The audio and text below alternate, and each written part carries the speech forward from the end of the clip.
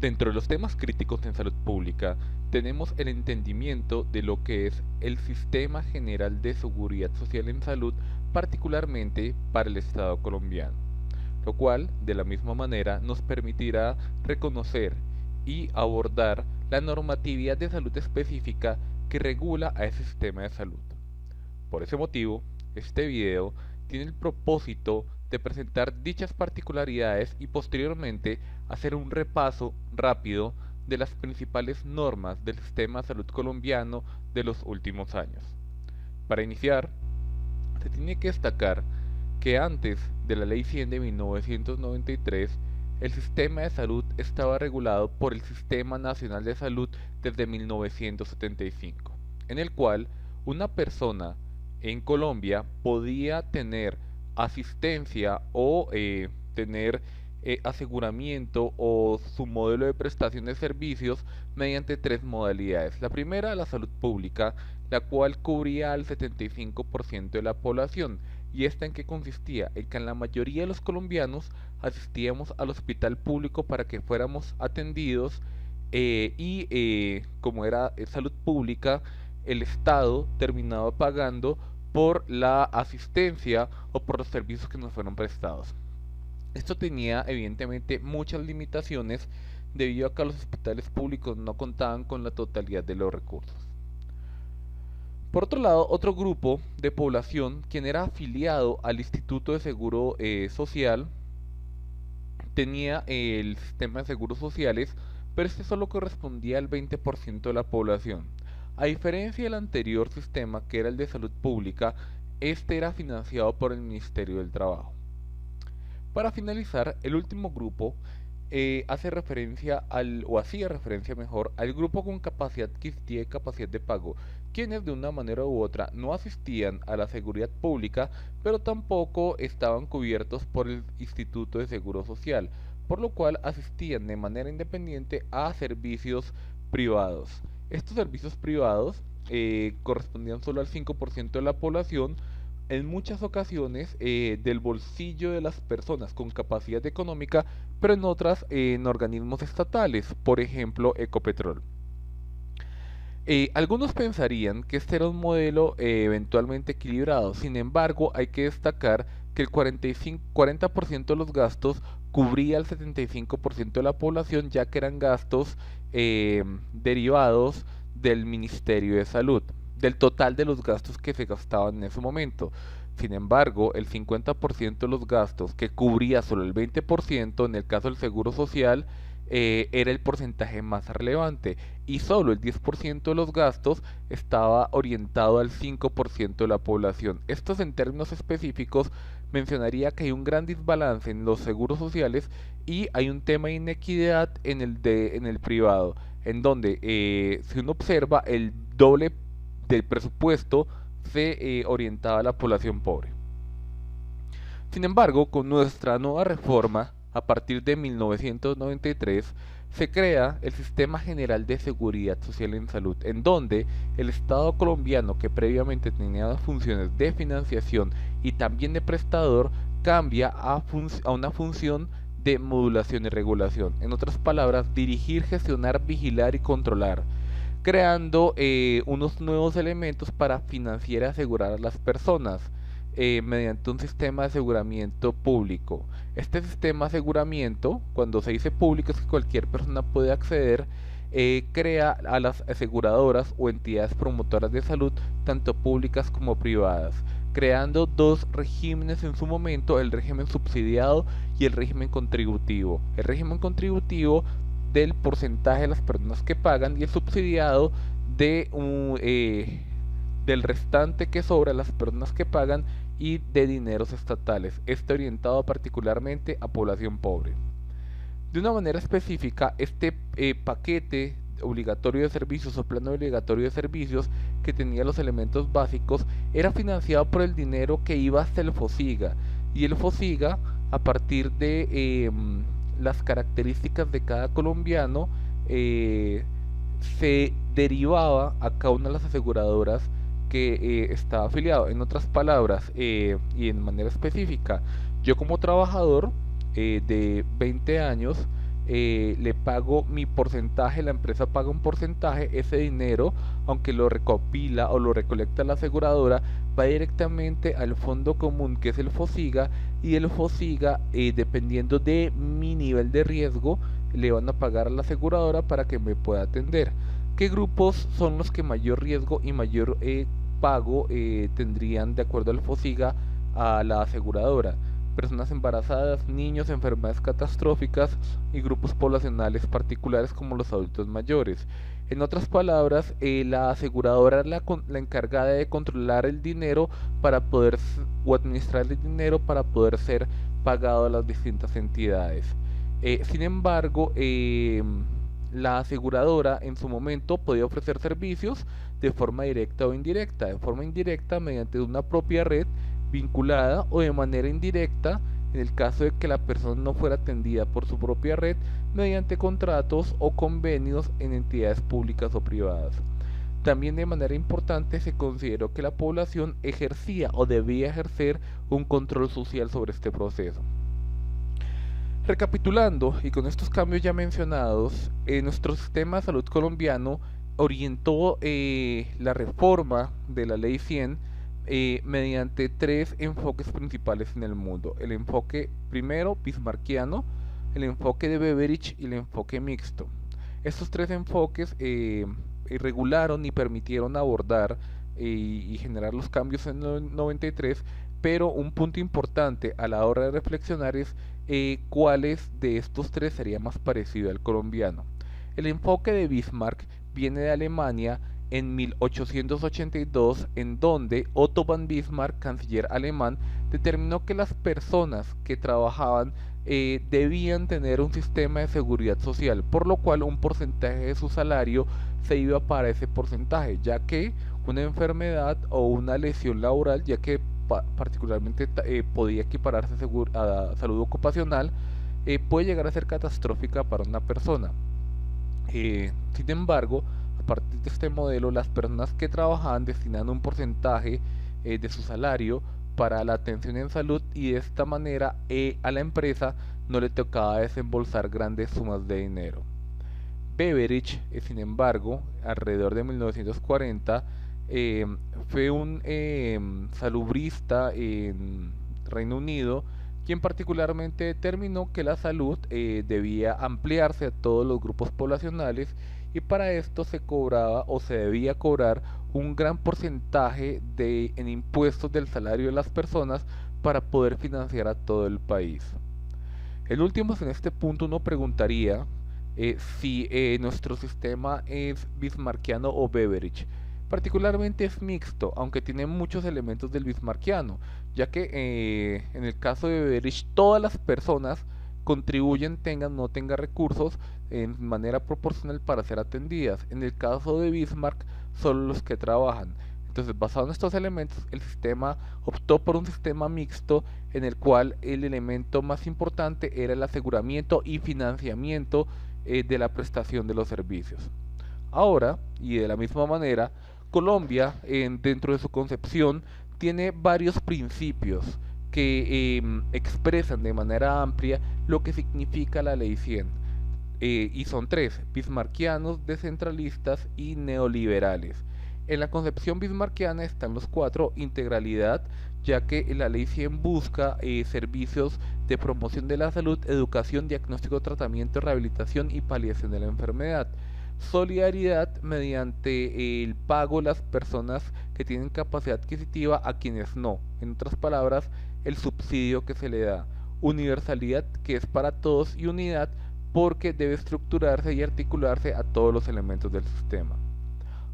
Dentro de los principios que continuamos está la concepción neoliberal moderna, en donde a partir de esas características el sistema debía garantizar un componente de eficiencia, la optimización y el uso de los recursos de manera responsable, calidad y libre escogencia. Esta libre escogencia se mencionó tanto para el hospital como para la aseguradora, pero todos sabemos que mucho tiempo después la aseguradora, por limitación de convenios y por otras serie de características, pues limitó la atención a los sitios de la misma red o como se conoce integración vertical, en donde yo contrato conmigo mismo y presto servicios. Eh, Uno particularmente en la actualidad puede cambiar de aseguradora, pero tiene que esperar un tiempo prudencial y no necesariamente ese cambio es aceptado. Entonces este principio no es del todo aplicado. Y por último vienen los principios de la reforma descentralista, en donde Papá Estado ya no controla de manera tan minuciosa, sino transfiere los recursos y las responsabilidades a las direcciones territoriales, departamentales, distritales o municipales de salud de cada una de las partes. ¿Y esto cómo? Descentralizando administrativamente los procesos, generando mayor autonomía, fomentando que cada institución, en este caso los hospitales públicos, que entran a llamarse empresas sociales del Estado, tuvieran autonomía de funcionamiento y no dependieran del Estado. Y como último componente, la participación social, en donde se puedan esgrimir o consolidar elementos de concertación para la toma de decisiones del sector salud. En otras palabras, el Sistema Nacional de Salud colombiano nuevo cambió en una competencia por precios y planes de cobertura y calidad.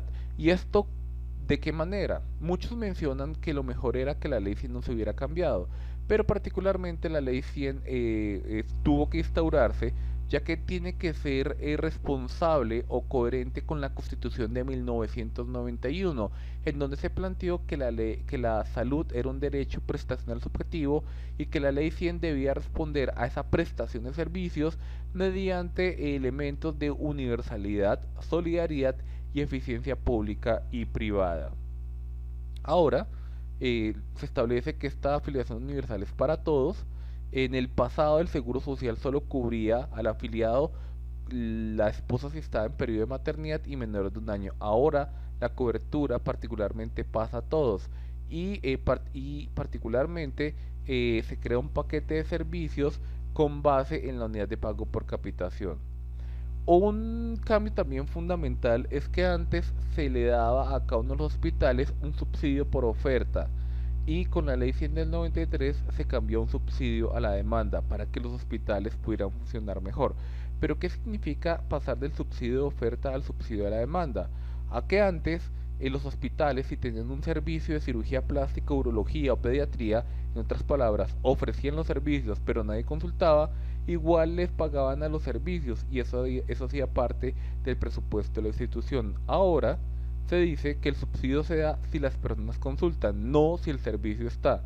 Entonces, si el cirujano plástico, el ortopedista o el otorrinolaringólogo, que particularmente hacía 3 o 4 consultas en el mes, pero que no era lo suficiente, ese dinero, particularmente bajo la ley 100, ya se perdería y solo se pagaría a las personas que realmente consultan por los servicios.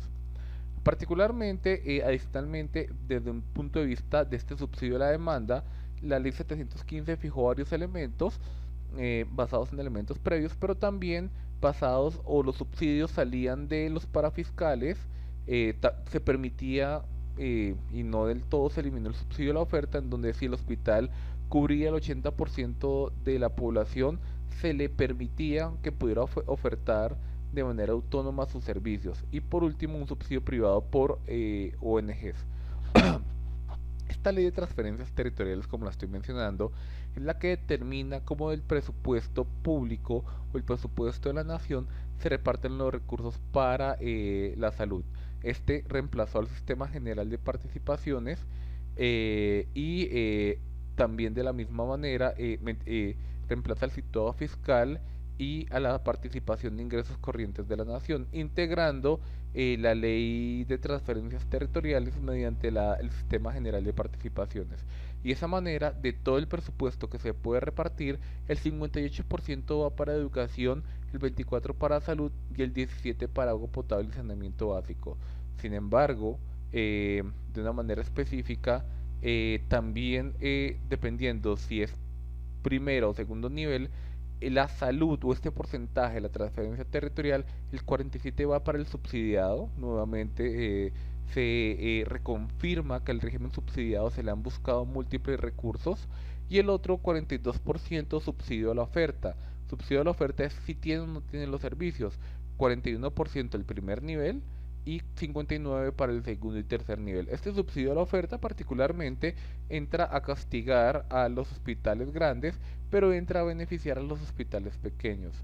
Y para finalizar, el 11% restante sería para acciones de salud pública, 45% departamentales y 55% municipales. En otras palabras, cuando uno revisa y recapitula esta ley general de participaciones o de transferencias territoriales, uno concluye que a la población pobre, régimen subsidiado, se le da un porcentaje importante, pero de la misma manera también se le da relevancia al primer nivel y a elementos de tipo municipal. Eh, Mencionando francamente que a pesar de que en el 2001 con esta ley 715 se mencionaron estos elementos, en la actualidad pues no se ve realmente la aplicación o la predominancia que debería tener la salud pública y la atención primaria en salud, particularmente desde el primer nivel. Ahora, otro elemento fundamental es que los habitantes tenían que poner de su salario. Sin embargo, era inequitativo que el trabajador colocara la gran mayoría, por lo cual de manera compartida el 8% lo hacía el dueño de la empresa y el 4% lo hacía el empleado. En la actualidad, y esto lo tengo que destacar, que este 12% se incrementó un 5% para incrementar los recursos del régimen subsidiario e incrementar la cobertura. ¿Qué particular o qué elementos centrales nos deja o nos dejó o quería la Ley 100 de 1993?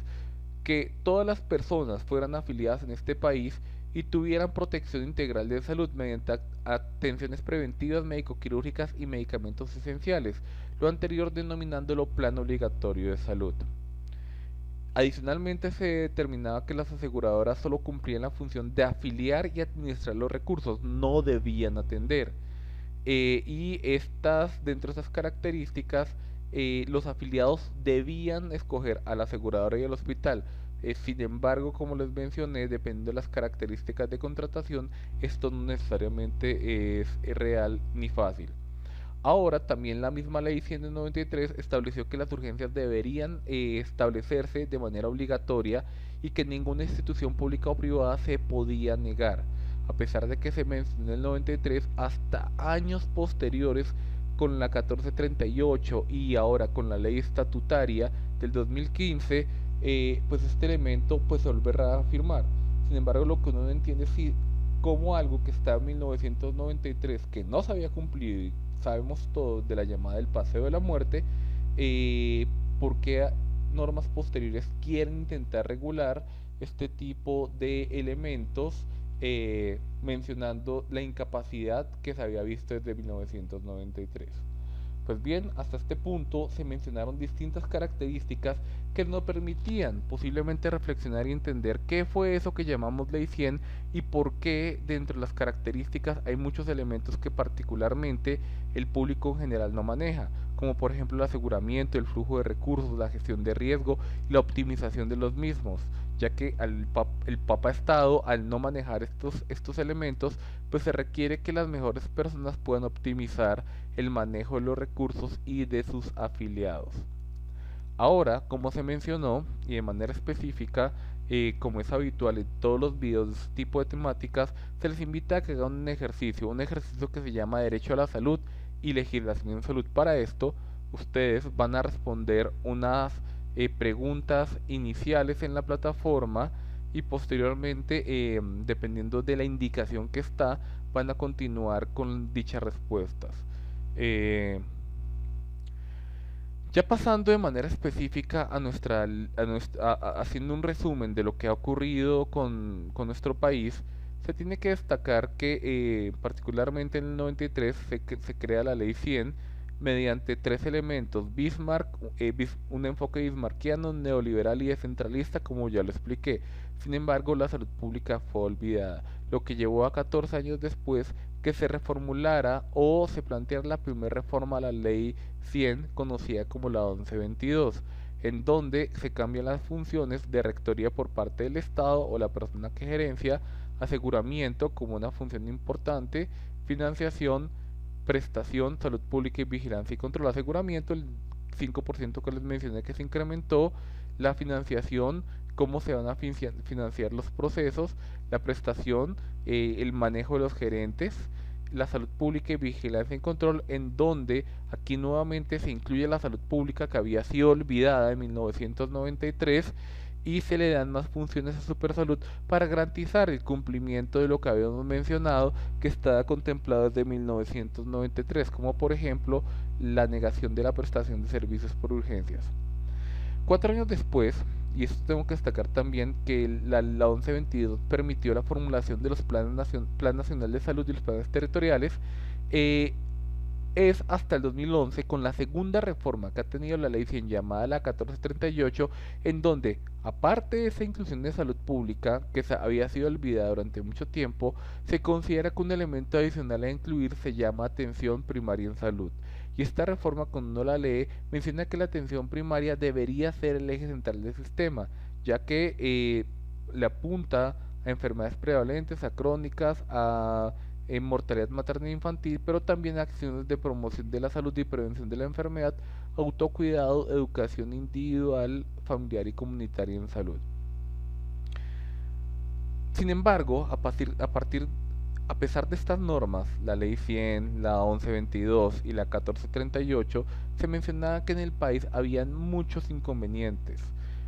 De esa manera, entre el año 2015 y 2017, se pudo llegar al acuerdo no aprobado por todos, eh, que hacía referencia a la ley estatutaria mediante la ley 1751, la cual consagra que para Colombia la salud es un derecho fundamental, enmarcado en varios elementos que explicaremos posteriormente.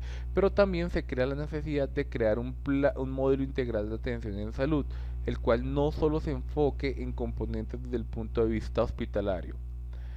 Esto nos permite resumir que hay distintos referentes de distintas normas que uno no acabaría de explicar si las quiere explicar a todas. Sin embargo, las que coloco acá en esta presentación son las más relevantes, empezando por referentes internacionales, los cuales sugieren o cambian los mecanismos de prestación y organización de los servicios de salud. De esa manera, estos referentes internacionales vienen desde el 2002 con la formulación de las funciones esenciales de salud pública mediante las características de rectoría, luego se retoma en el 2008 con la atención primaria en salud renovada y por último en el 2014 con los elementos de acceso y cobertura universal en salud. Se considera que los países deberían cambiar o caminar hacia allá. Por eso esa primera reforma creó el Plan Nacional de Salud Pública y creó los lineamientos mediante la Ley 425 del 2008 para analizar lo que significa y construir un plan local de salud. Ahora, la segunda reforma, 4 años después, me permite, en esa integración de la atención primaria, avanzar en la creación de un Plan Nacional de Salud Pública, el cual reemplazaba el antiguo Plan Nacional de Salud. Pero adicionalmente hay dos resoluciones, la 525 del 2015 y la 1536 del 2015, que establecen nuevos elementos para la formulación de los planes territoriales de salud, los cuales deben avanzar con un diagnóstico, avanzar en las prioridades del Plan Nacional de Salud Pública y organizarse en torno a la atención primaria en salud. Lo cual nos lleva a la ley estatutaria en el año 2015, como les mencioné, en donde se crea una nueva norma que se llama Pase a la Equidad, o norma no, sino lineamiento técnico, en donde se sugieren todos los elementos actualizados para crear los planes locales de salud con base en el Plan Decenal de Salud Pública. Y de la misma manera, la ley estatutaria, como lo mencioné, nos llevó en el país a hacer la discusión y crear la política de atención integral en salud.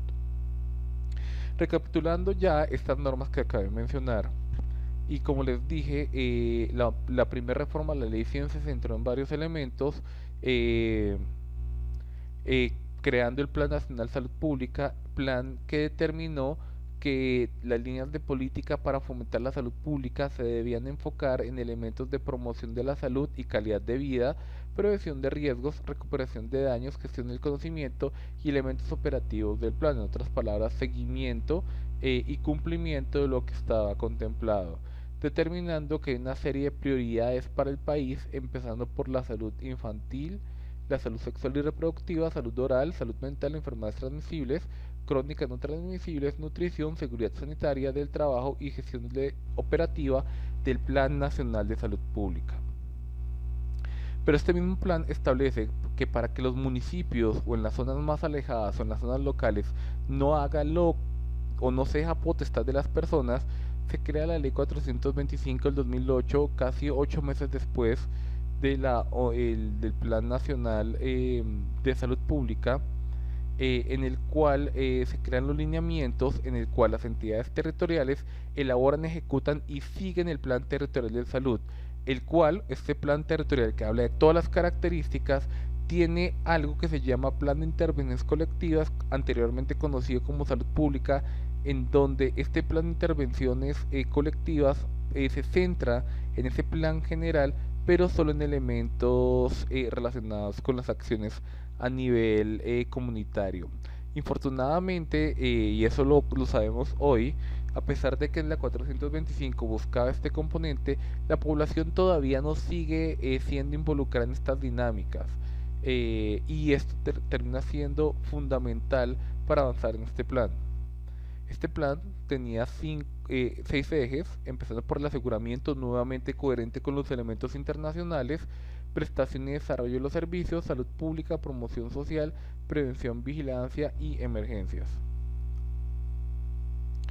Lo que nos permite avanzar en la 1438, norma que integra la atención primaria como un todo, pero considera que el país debería tener 5 prioridades: la incidencia y mortalidad materna, perinatal e infantil, las enfermedades de interés en salud pública, las crónicas no transmisibles y precursores de alto costo, las prevalentes, incluidas las inmunoprevenibles. Pero adicionalmente, un elemento también notorio es que todos los principios de la ley 100 se incrementan para poder dar alcance a este elemento orientado hacia la atención primaria en salud.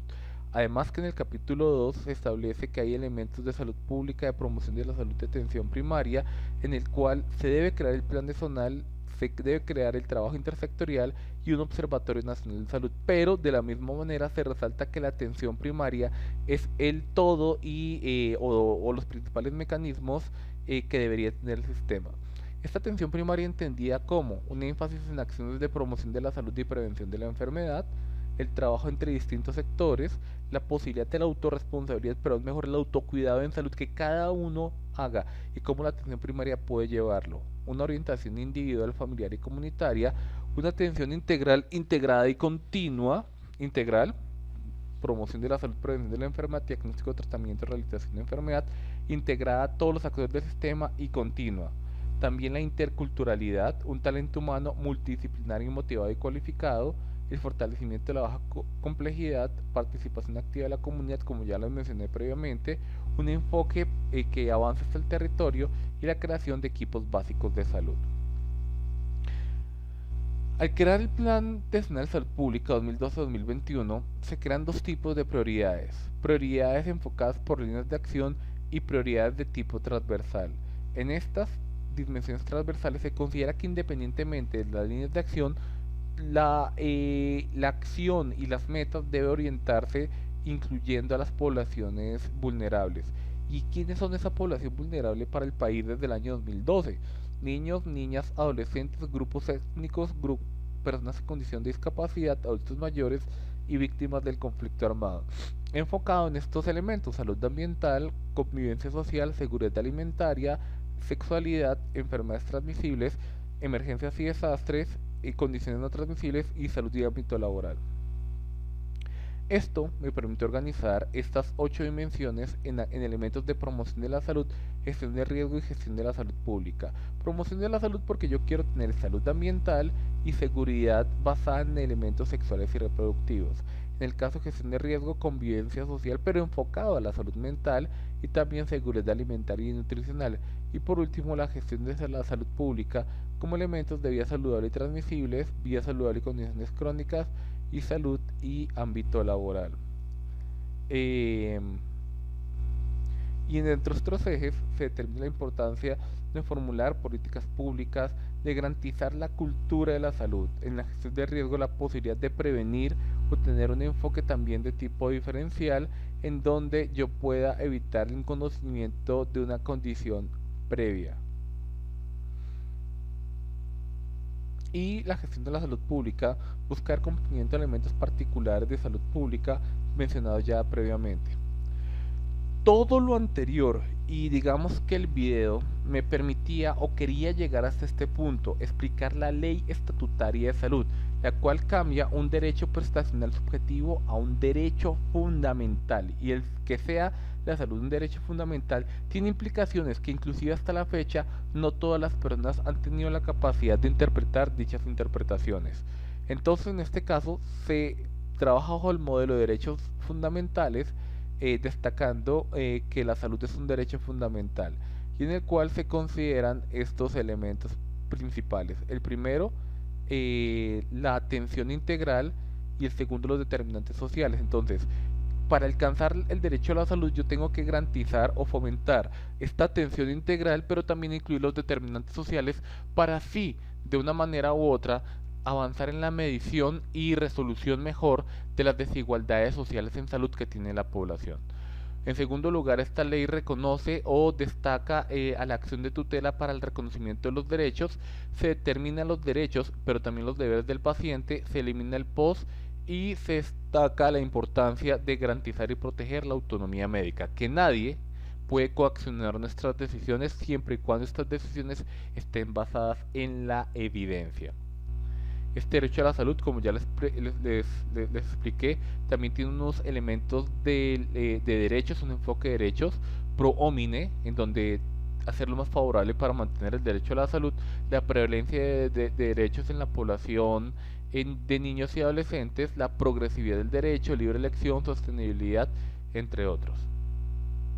Esta ley también menciona la importancia de la integridad de los servicios, avanzando en no solo prevenir y diagnosticar, sino también promoviendo, paliando o curando.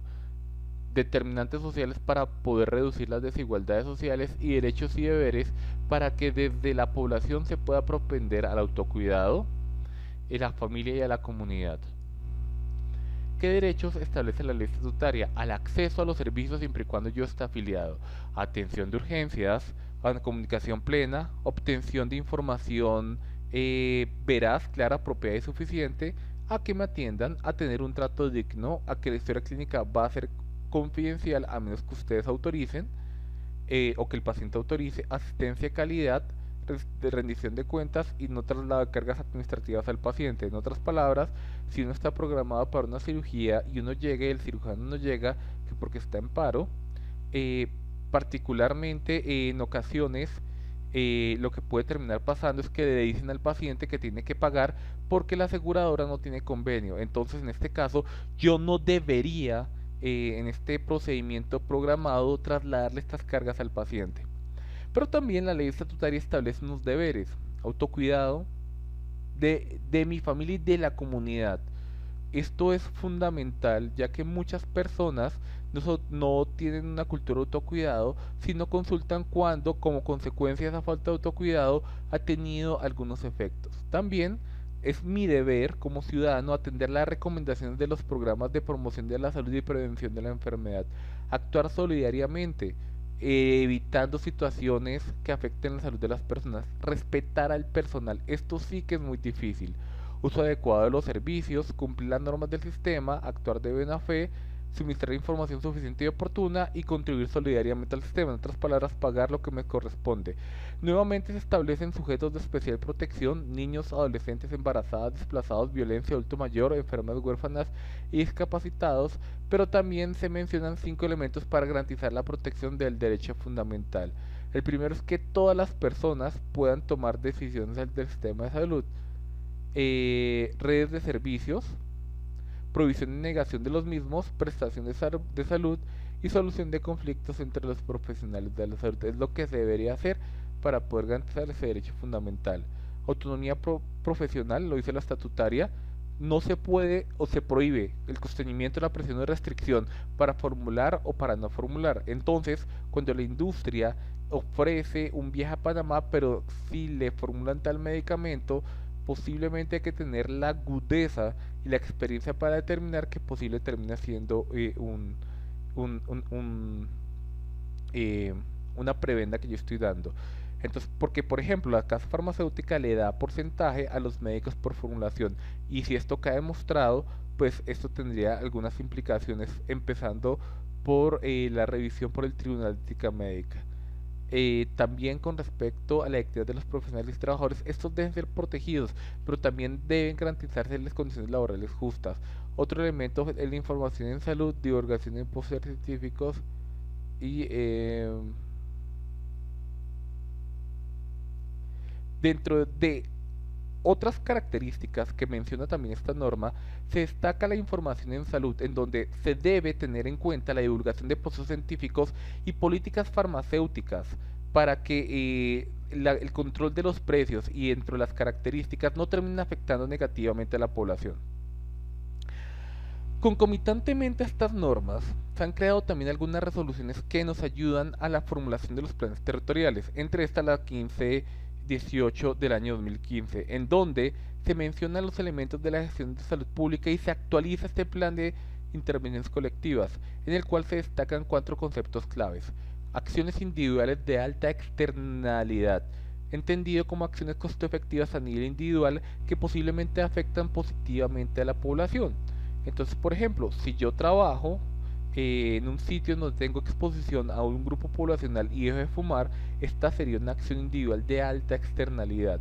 Curso de vida y el enfoque de curso de vida, extendido como la trayectoria de un individuo y su familia de acuerdo a los roles que desarrollan a lo largo de la vida. O sea, si yo soy hijo, pero después voy a ser padre, pero también soy trabajador, también soy esposo y entre otros.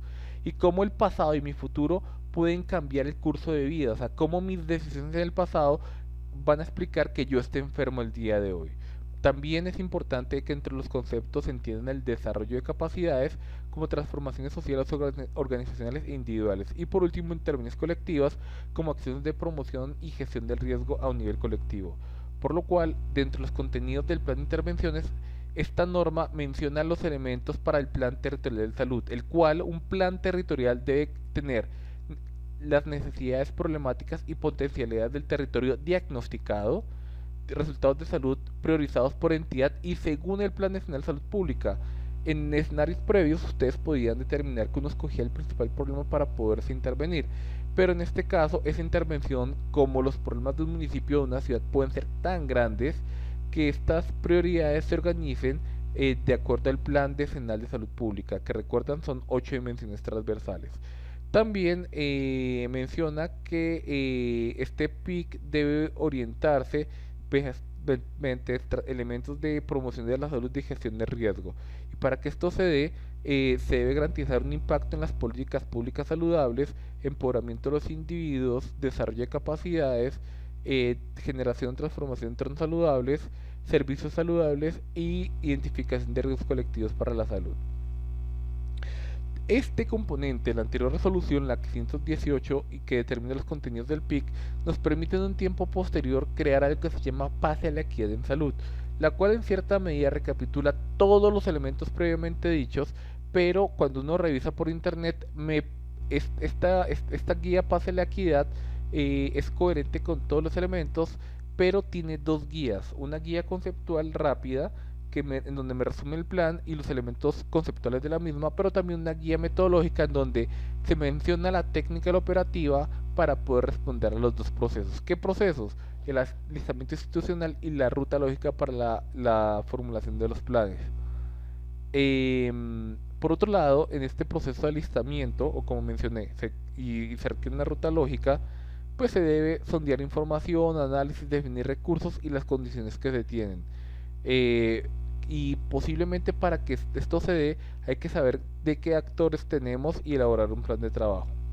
Dentro de la ruta lógica, porque la primera es como una etapa inicial de introducción, pero en esta ya sería un proceso mucho más estructurado, se requiere de la identificación de los problemas, la comprensión de los mismos y la respuesta. Ahora, dentro de los componentes de esta identificación, en donde yo conozco, hago un análisis y proyecto las posibles tensiones, si intervienen o no, el siguiente paso sería la comprensión. Luego de tener este diagnóstico, yo comprendo cómo es el territorio, qué ventajas y oportunidades y cómo construyo mi plan de trabajo deseado. Luego, llevándome al tercer punto, que es la respuesta. cómo ya de manera operativa y definitiva se construye un plan de operaciones y se determina el componente. Por último vendrían elementos de respuesta, como ya lo mencioné, en donde yo contemplo un elemento estratégico de inversiones, pero también un mecanismo de implementación, monitoreo y evaluación del plan. Lo que nos llevaría a la siguiente resolución 1536, en donde coge los elementos de paz a la equidad, los elementos conceptuales y metodológicos de las dos guías, pero también de la anterior norma mencionada, en donde establece que de manera innegociable se debe siempre hacer un análisis de la situación, un diagnóstico, el cual siempre debe incluir determinantes. También debe priorizar la caracterización de la población afiliar, porque no toda la población estaría afiliada en el régimen subsidiado. También haciendo acciones de priorización, como ya mencioné, mediante los elementos del Plan Nacional de Salud Pública, las 8 dimensiones, y también un componente estratégico y de inversión plurianual, determinando que se requiere un análisis de la situación, una caracterización de la población y una priorización en salud pública. Ya para finalizar de todas estas normas, todo esto nos lleva a la creación de un modelo integral de atención en salud, modelo en el cual se centra a la población como un todo y en población que está en un territorio específico, en donde hay 4 ejes que el modelo sugiere no se deben olvidar. Primero, la cultura de cuidado. Segundo, la gestión del riesgo, un enfoque diferencial, darle a quien más lo necesite y mediante un abordaje de atención primaria en salud. Y si uno lo observa de esta manera, uno entiende que también que el hospital, la aseguradora y el territorio se tienen que articular y funcionar en pro de la población, familia y los individuos, llegando de esta manera el MIAS para poder soñar, requiriendo 10 elementos fundamentales, iniciando con el diagnóstico, y siempre este se debería actualizar, pasando por las rutas integrales, las cuales son un número importante.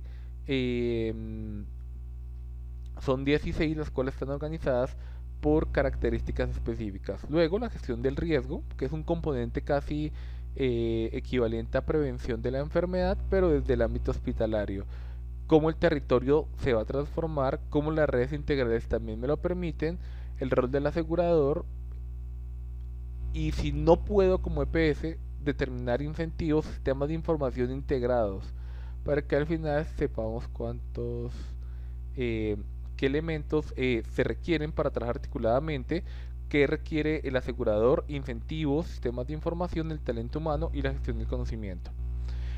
Lo que nos lleva, y ya para finalizar, a que se realice un ejercicio en donde ustedes deben contestar desde un punto de vista si la salud es un derecho fundamental, ya mencionamos, y qué implica para Colombia o qué implicó la Ley 100 de 1993. Para esto deben llenar también un documento de 15 preguntas muy sencillas en 45 minutos que me permita subir a la plataforma. Entonces, si una vez ustedes han identificado el ejercicio, procedan a los siguientes 45 a resolver y subir en la plataforma las respuestas.